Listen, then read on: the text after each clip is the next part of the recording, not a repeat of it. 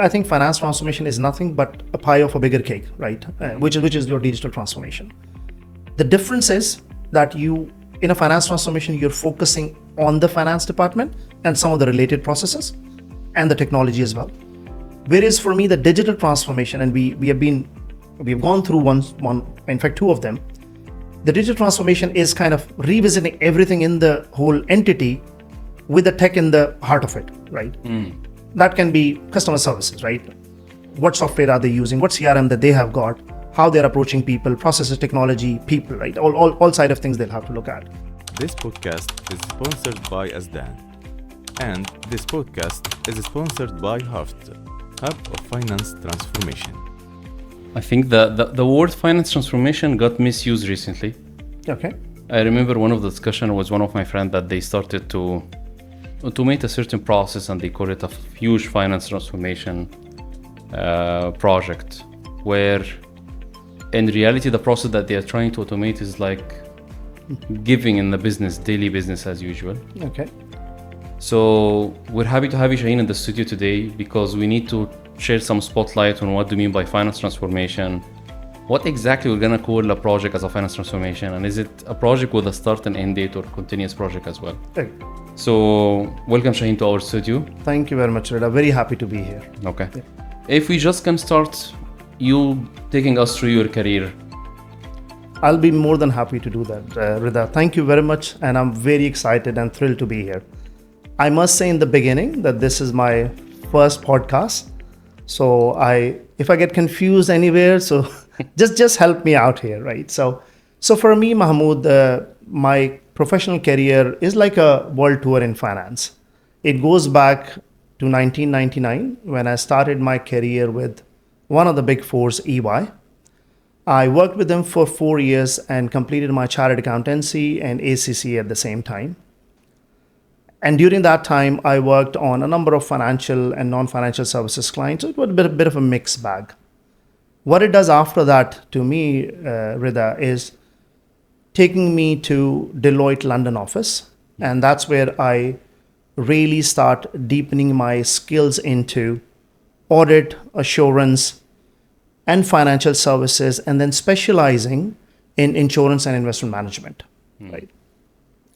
During that time, I think one of the things that I really learned in the beginning, that opportunities are not going to wait for you, right? As soon as they come in, you need to grab them with both hands, or otherwise, and you would have heard it from some of the other guys in the big fours, you'll be stuck in a corner on the audits for the whole of your life. That was not my journey, Rida. It was very different, right? So I was there on some of the largest audits of the firm, the big FTSE 100s, the largest insurance companies. But at the same time, I was able to do mergers and acquisitions, IPOs, finance transformation projects, and a large IFRS conversions as well. What it does to you, Rida, as you do all these different things, you have learned so many things, just like collecting stamps, that you're ready for the industry, right? My passion was always to be on the other side of the table, right? Because when you're in the firm, you're working with large corporates, but you're only doing part of the process. You're never in the game, right? So just staying on to grabbing the opportunity, my next role then took me to the largest insurance group back in the UK called Aviva PLC, with gross written premiums of good like $20 billion.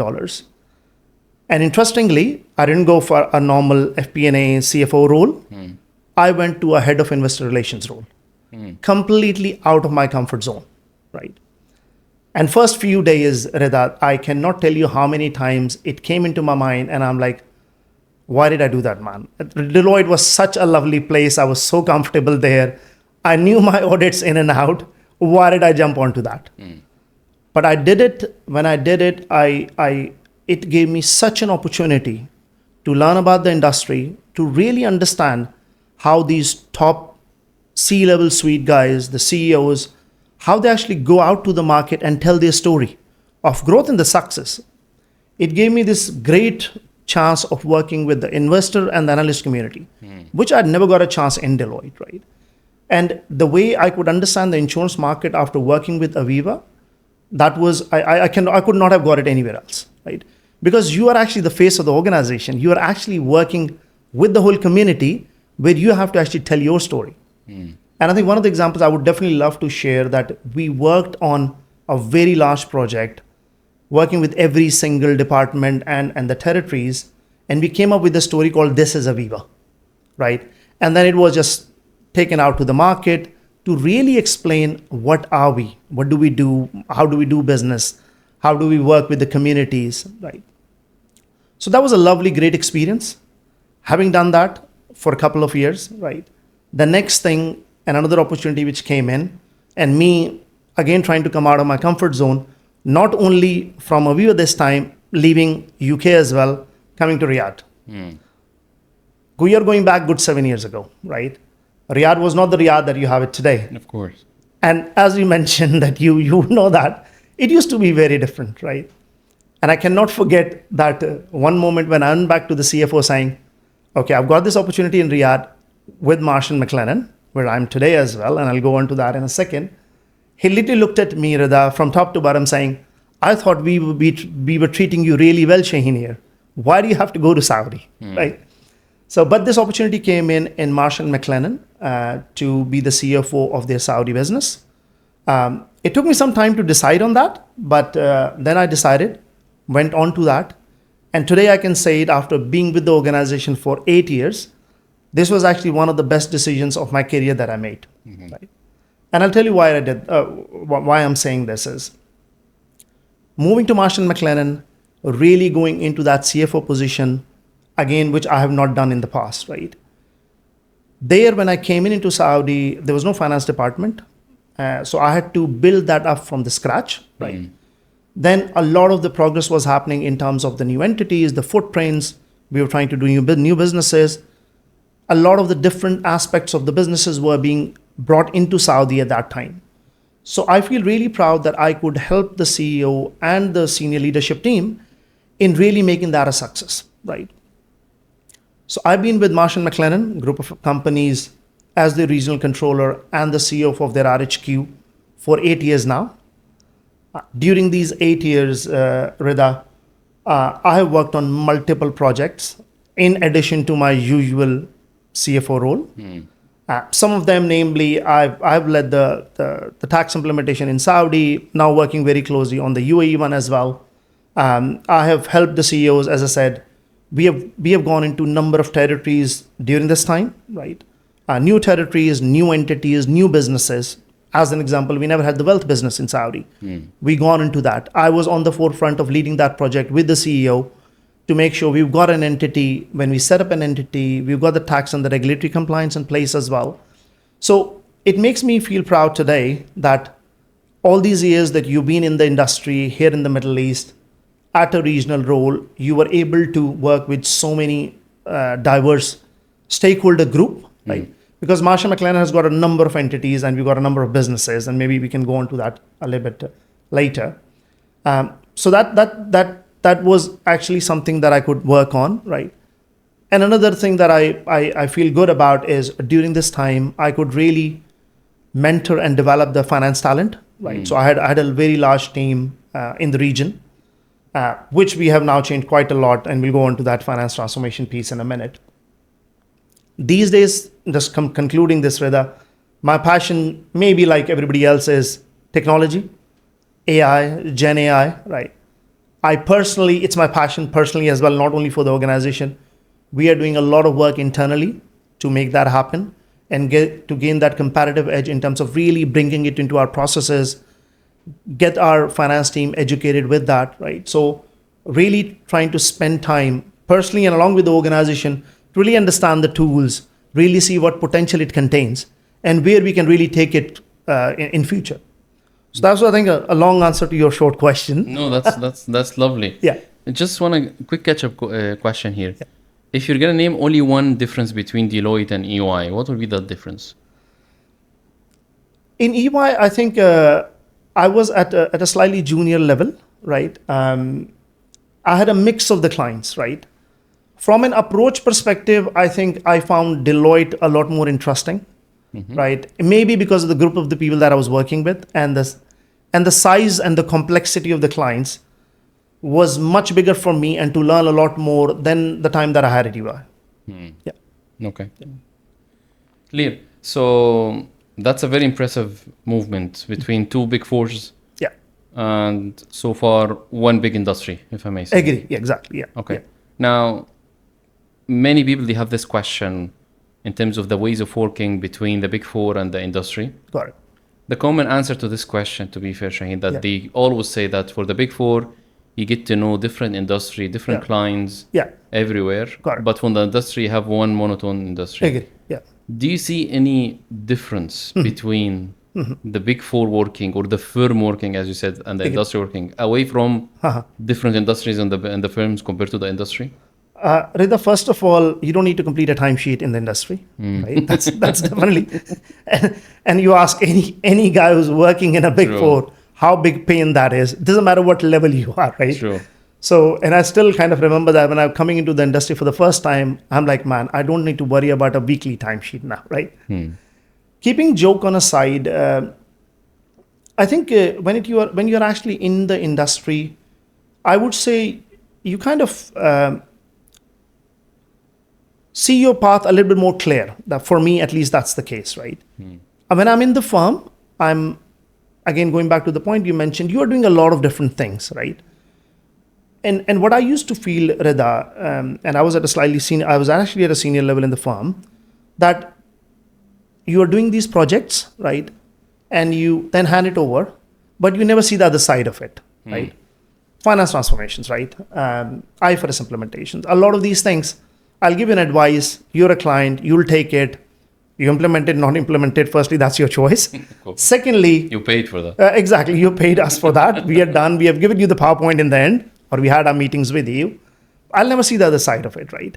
What I really find interesting here is, and there are just so many examples I can quote.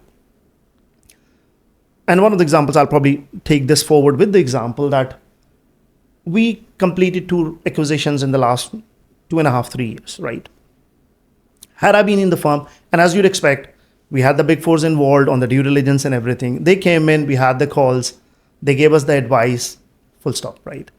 But me in the organization, definitely I was working with them on the other side. But now I have got that understanding of how I need to take it forward, right?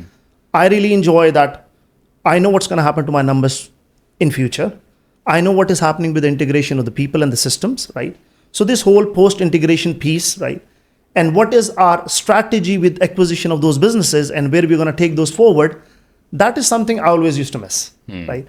But when you're actually in an organization, you're not in the big four, you get to do all of that, right? So you really see the result of it. You really take it to the end, right? Instead of just doing a piece of it and then moving away from it. Okay. Now, so many people think that in order to reach with a speedboat to the top of finance team in the industry, you need to have your Big Four background. Is that true? It really helps, Rida, I must say. In fact, You're the third guest with a Big Four background, yeah, jumping directly to the CFO role. got it. Yeah, it definitely helps, right? Okay. In fact, it's so interesting. I was actually in a seminar the other day, right? Okay. And it just happens to be, it doesn't happen to me that much. It just happens to be that one of the guys who walked, and I was just eating, right? And he came to me saying, oh yeah, did you enjoy the seminar? And they started the conversation and I liked it. And then he suddenly was like, oh, would you have an advice for me? And I'm like, do you want a tax advice or what advice you have? Because we've just come out of a tax seminar. He was like, no. I've just started my career, right? He just started his ACCA and he's done few papers and he started working with a small firm. I don't even remember the name now, in Dubai, right? And my one advice to him was, whenever you get a chance, today, tomorrow, after 1 year, 2 years, go into a Big Four, right? The way it helps is, right, Rida, if I'm coming from Deloitte, right, I don't have to explain it to anyone where I'm coming from, right? No, true. They know the size. They would kind of have that start of, yes, he would have had a lot of opportunities during his time in Deloitte, right? And as you start talking, and then the second thing is, if not the third person, fourth person is actually going to be next Deloitte, right? I mean, you go anywhere. In fact, going back to the seminar the other day, I started talking to the guy who was the head of the whole practice, right? And I was like, I don't think so. I've seen you somewhere, but your face looks very familiar. Rida, you wouldn't believe, in like 10 seconds, I knew exactly which office in London he used to sit, Really? in Deloitte. Okay. And we were in the same building. He was on the third floor, I was on the second floor. Okay. Right? So I think it helps you go back to the connections pretty quickly. No doubt the exposure that you get, right? And I'm pretty sure it's the same case. It's the case for all the big fours. The exposure that you get, I think it's hard to get it in the smaller firms. My view again, very personal view. No, that's a proven track record. Yeah, Your case and the guest before you used to Right. have the same background. got it. Yeah, One of the big fours as well, and he got an opportunity as a CFO for a small company, and then after the small company, CFO of the bigger company as well. got it. Yeah, agree. So I mean, that's your opinion, but there is a proven track record, not only for you, for other people as well.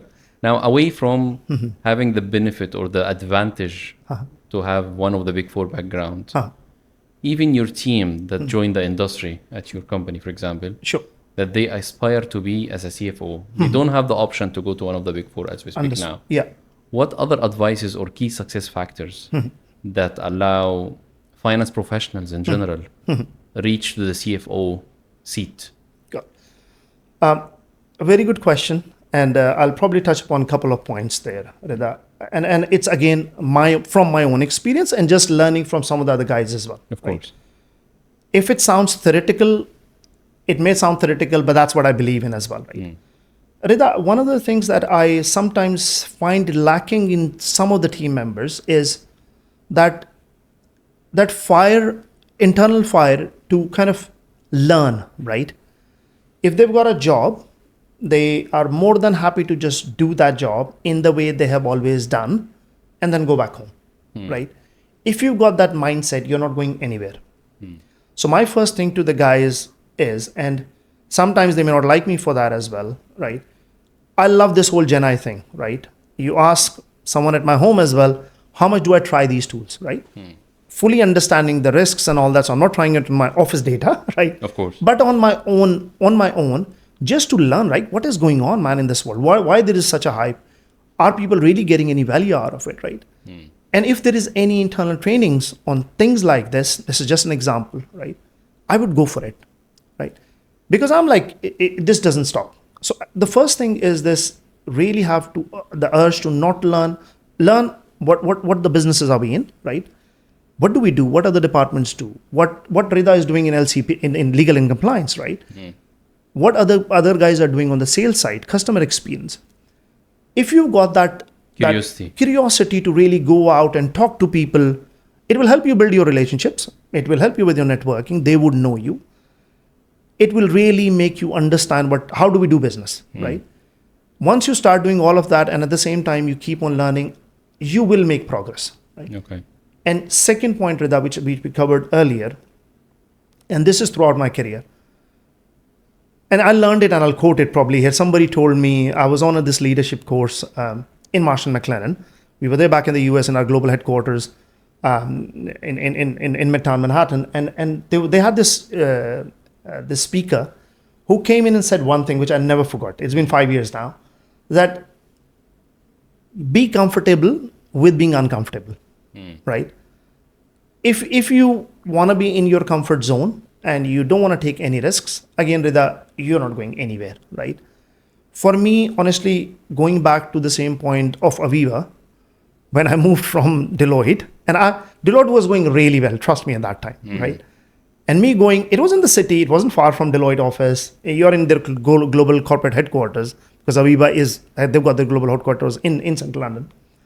For first few days, I'm like, man, I need to go back, right? I just cannot be here. I look at their annual report, it's like a 400 pages annual report, right? I'm coming from insurance background, but I'm not a big life annuity, super technical life side of things I've seen in the past. It took me some time to really understand what on earth these guys do, right? What are their products? But then you had to go around the organization, find those things, and then you can actually talk to somebody in the market, right? So really raising your hand for the opportunities, right? Get ready to be uncomfortable. It's not going to be easy. Yeah. And then keep going on that. Okay. I think these are a couple of things that I can, just from my experience, I can advise. And if people keep on doing it, there will be a time that we'll get there. Okay. Yeah. Fair. That's very clear. Now, I do believe that Big Four give you an edge as well, not only from a technical, operational, different industry background Yeah. know-how, but as well the Big Four, they run business on finance transformation, big project across all the boards. They do. Now, do you have a definition of the finance transformation? I mean, do we once we automate a simple step, do we call it transformation? What exactly the thing that we can call it a purely finance transformation? Okay.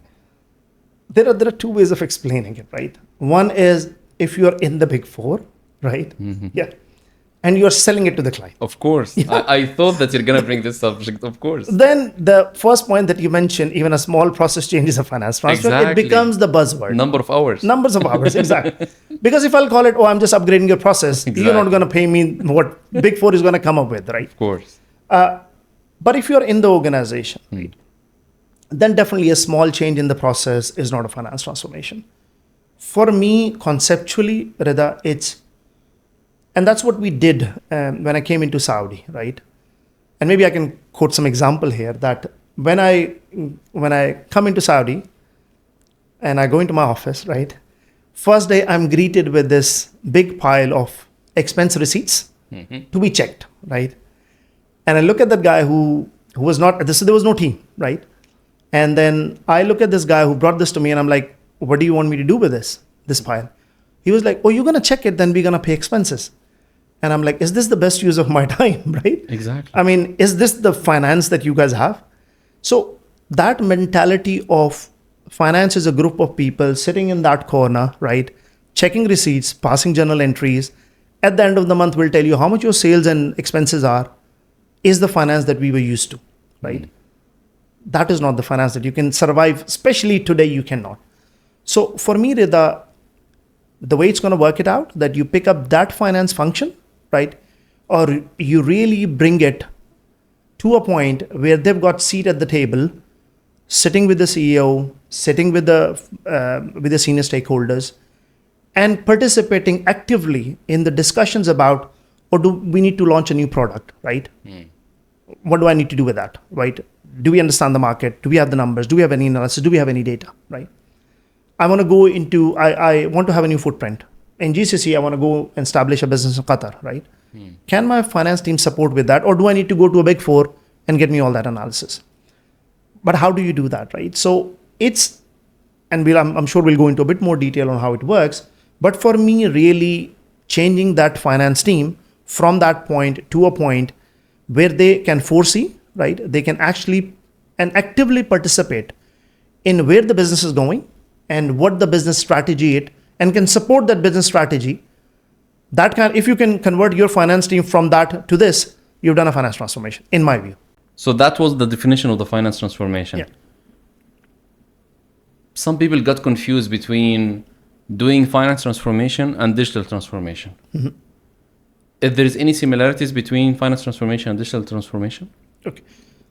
If I were to just kind of tell you how I feel about it first, and then we'll go into a bit more detail on the similarities. For me, I think finance transformation is nothing but a pie of a bigger cake, right?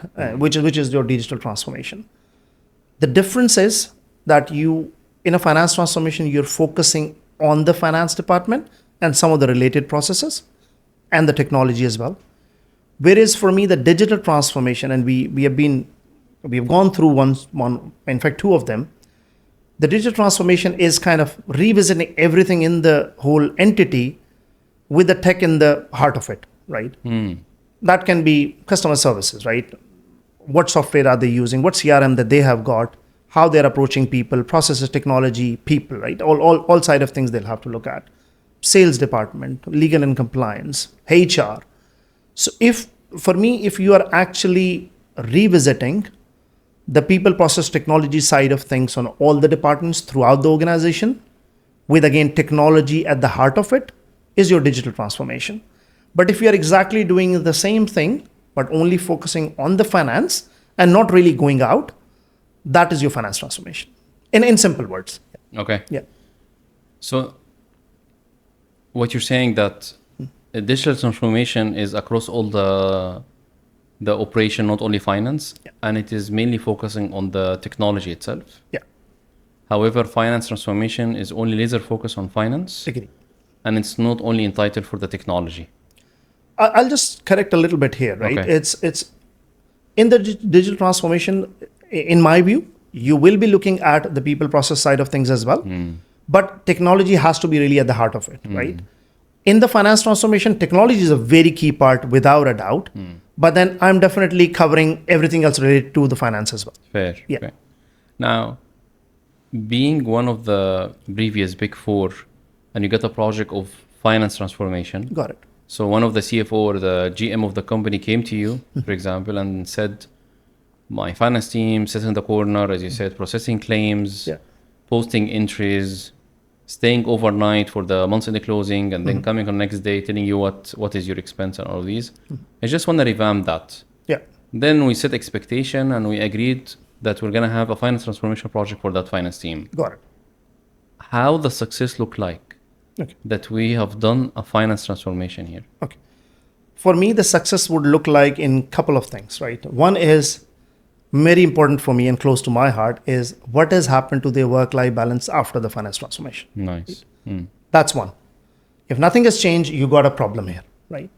Secondly, do they now understand their role clearly, right?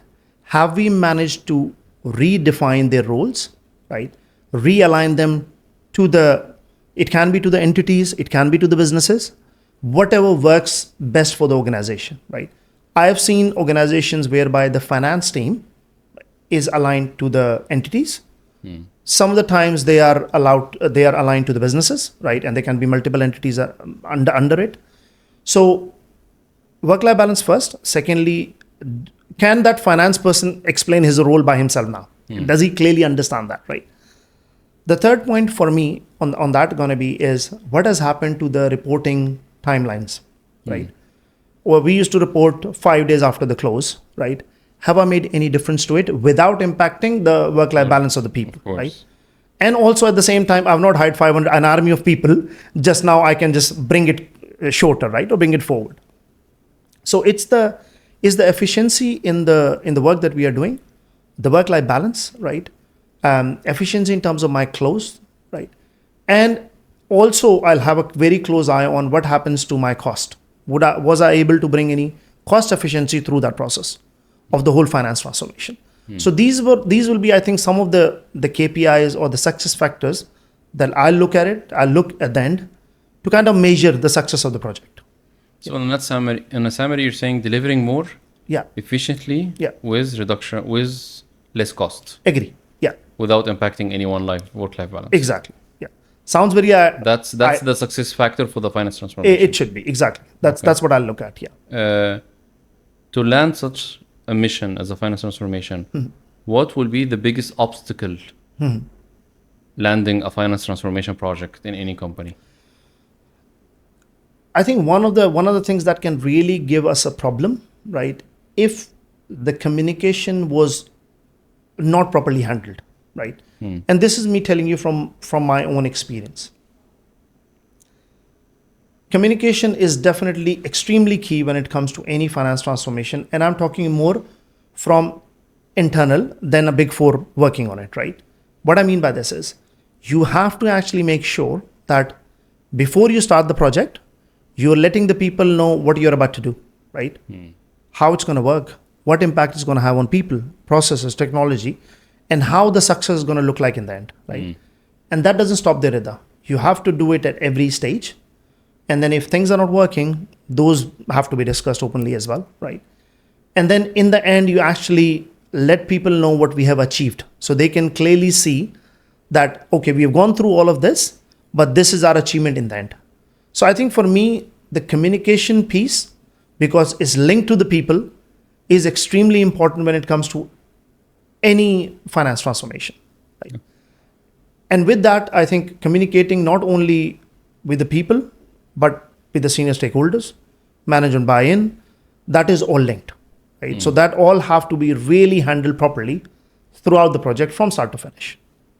But that's like kind of enablers. Yeah. Then the obstacle here, what? People resistance? And I was as about a result of that. sorry, I got sidetracked a little bit. Sorry, Yes. I lost my train of thoughts here. That's exactly what I was trying to get to. If you don't do that, right? Exactly. Then what happens? People would not understand it. So people who are actually should be implementing it and then sustaining it would not do good job. If you're not doing it with the senior stakeholders properly, they will have issues, right? I'll give you an example. We were working on an internal transformation project, not a very large one, but definitely it was impacting multiple countries and multiple entities, right? As expected, and we already kind of internally discussed before we went out, there were some of the countries and the CEOs we would have a problem with, right? There are different issues that they're going to come back and saying, oh, no, you can't do this. This is not going to work in my country. Particular issues were there, which we understood. So, Rida, we really had to think through and have the solutions in place before we could even jump on that project, right?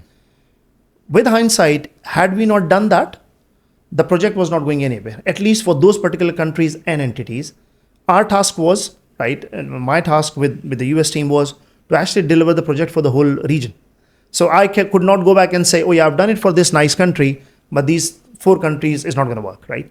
This is not the success that they wanted to see at the end.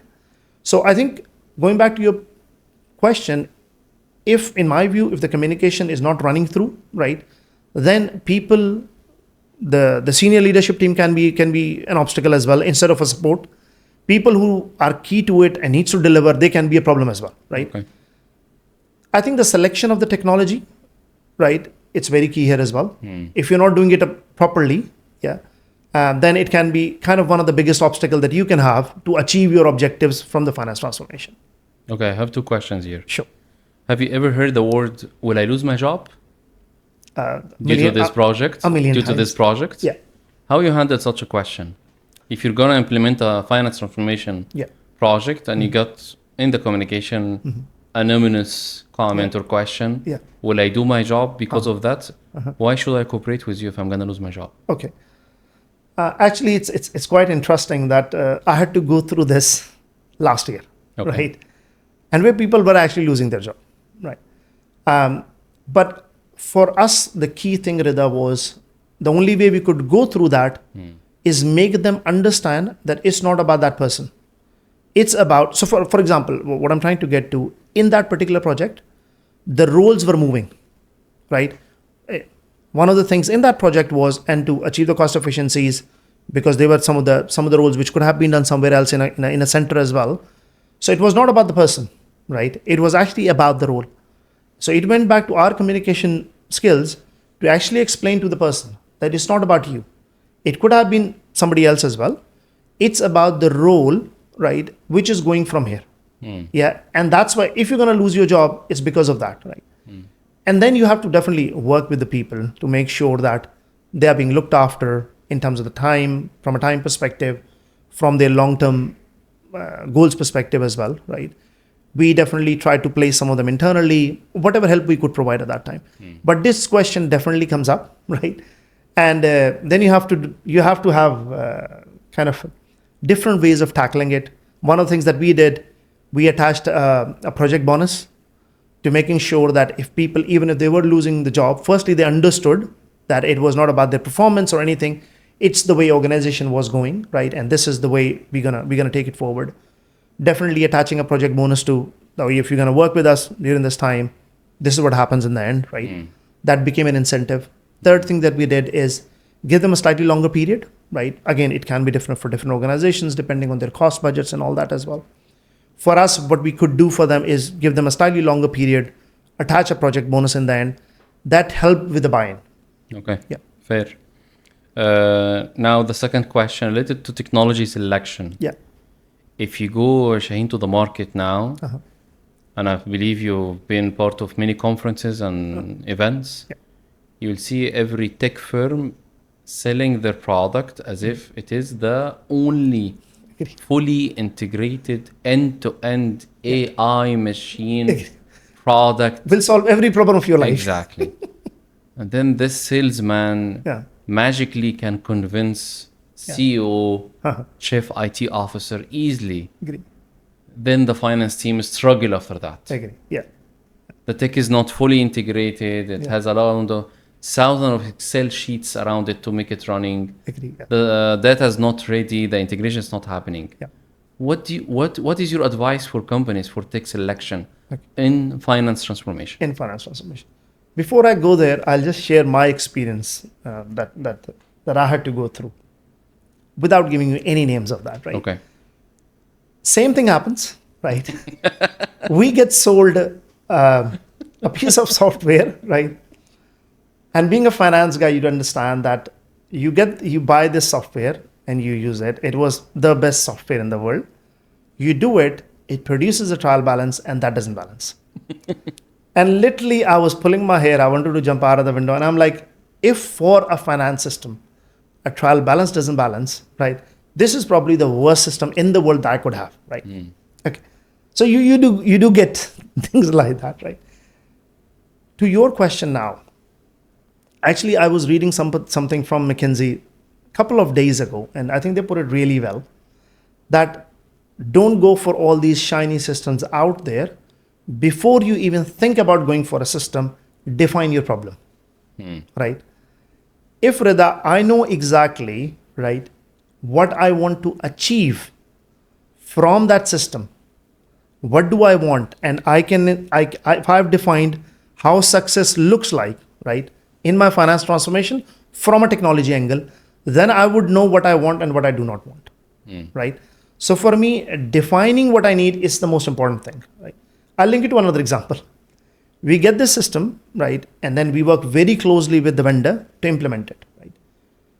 It was rushed. I'll accept it. It was rushed in a way that there were some deadlines and it had to be implemented. And then you start using it. Hundreds of bugs, reports are not working, nothing is working, right? Then we realized later on that before we went for this thing, did we know what we wanted to achieve out of this? Why did we implement the system in the first place, right? Just because somebody said, oh, it's a lovely system, you guys should implement it. We just went ahead with it and then pushed it in the end as well. So the problems became double. I think for me, Rida, I think it's actually very important, right? That you know your problem that you're trying to solve by bringing in the technology. Fair. Yeah. Fair, I agree. Yeah. I think this is not only in business, even in personal life as well. Oh, yes, exactly. With AI tool, every AI tool is getting sold now, isn't it? Yeah. True. Yeah.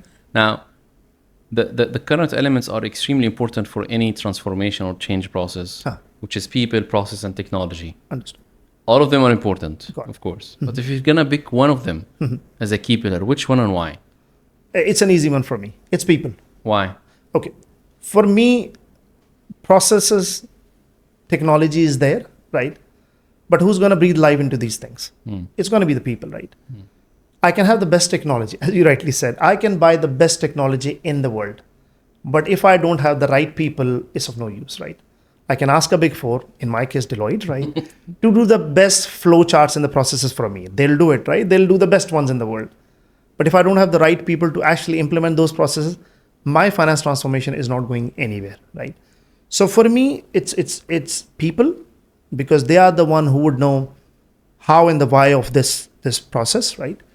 And again, as I said, they are the one I would expect them to breathe life into everything that I'm doing, right? And that's why I think it's very critical. Okay. Yeah.